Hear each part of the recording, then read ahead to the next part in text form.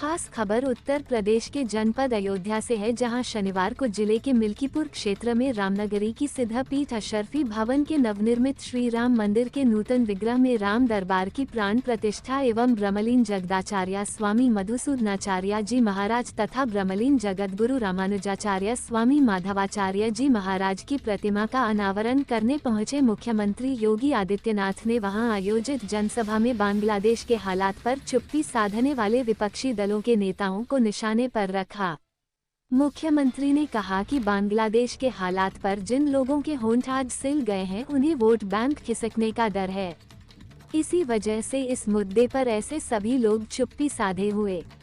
मुख्यमंत्री ने मौजूद लोगों को फार्मेसी व पैरामेडिकल पाठ्यक्रमों की उपयोगिता बताते हुए कहा कि इन पाठ्यक्रमों की शिक्षा लेने वाले छात्रों के लिए 60% नौकरी की गारंटी होती है। यह अनावरण कार्यक्रम Vidyapeeth college of nursing and paramedical sciences Karamdada में किया गया था।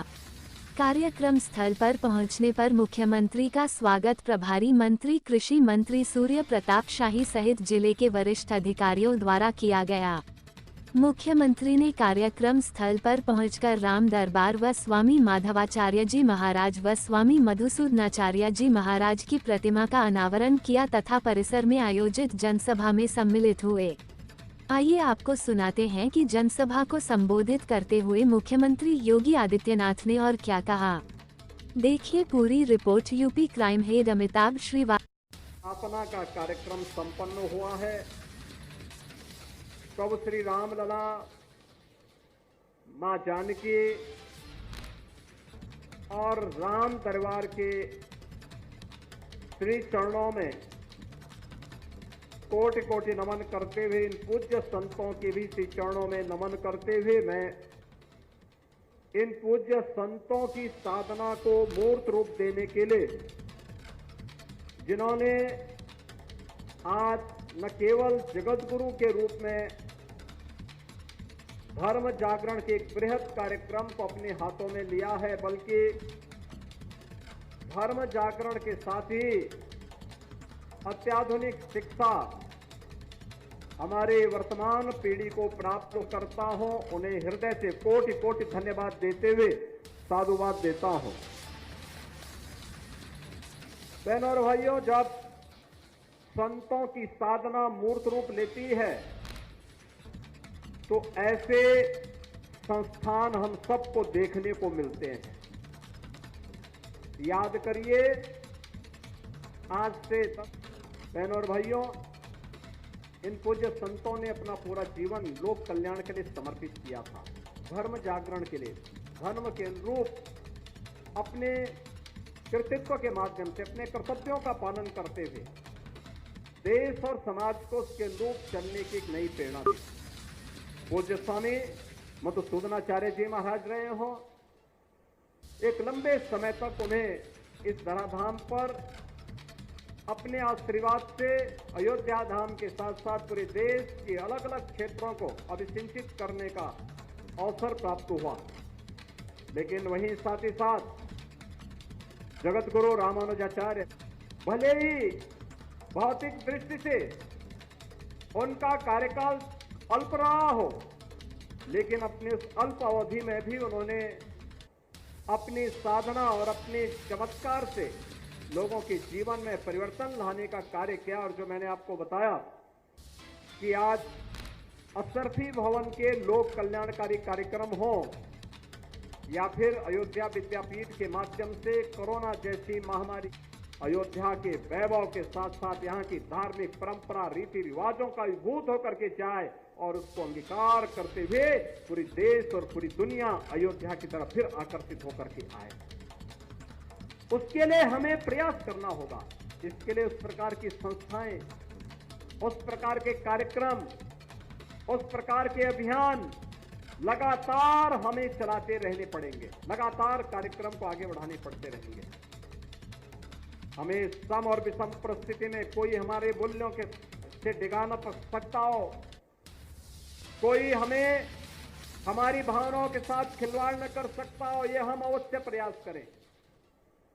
क्योंकि जो नकारात्मक ताकतें हैं, जिनके मन में आपके प्रति सद्भावना नहीं, दिखावटीपन है।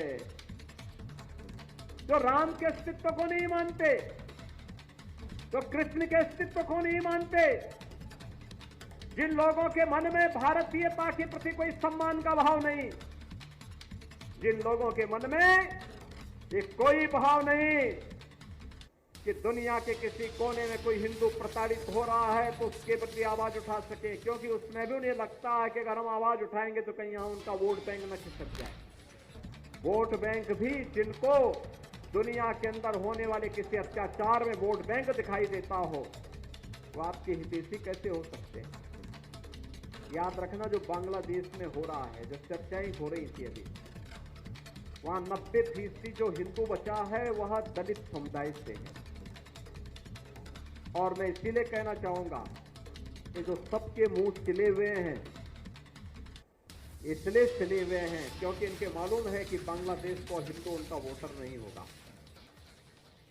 वह हिंदू है, ये हो सकता है उसकी गलती हो, लेकिन हम उसको गलती नहीं मानते, हम उसको मानते हैं उसका सौभाग्य है कि वह हिंदू है।